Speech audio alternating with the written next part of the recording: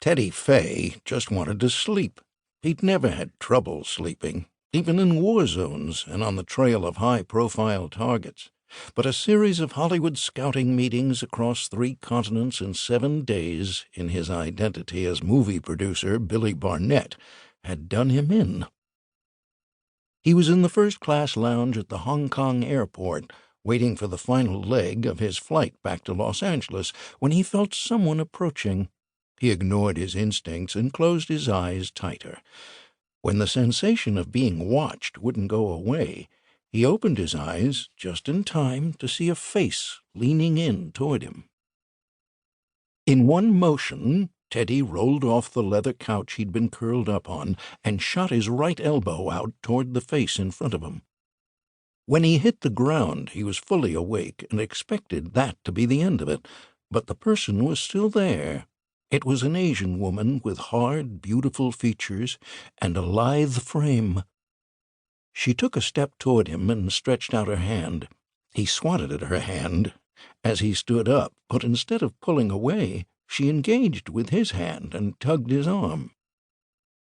As Teddy fell toward the woman, he spun around so his back was facing her and dropped into a less than graceful version of the splits.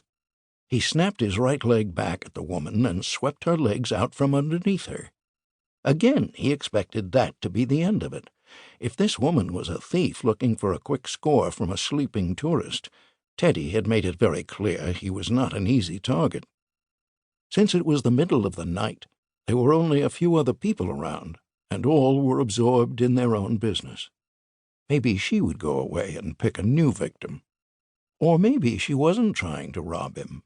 Maybe she was trying to kill him. As far as Teddy knew, the short list of people looking to kill Billy Barnett had been taken care of back in Los Angeles.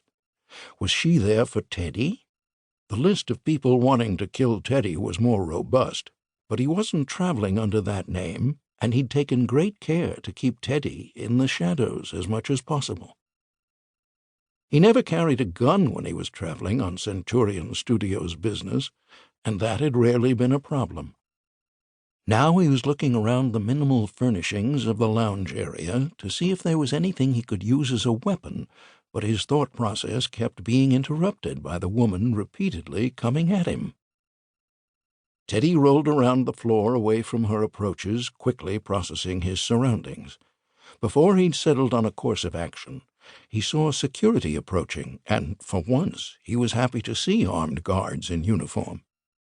He stopped rolling and lay flat on his back, waiting for the guards to take the woman away. But they came for him, too.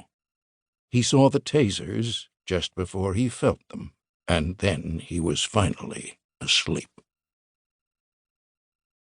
"I wasn't attacking him, I was trying to wake him," Teddy heard a woman say in clear English.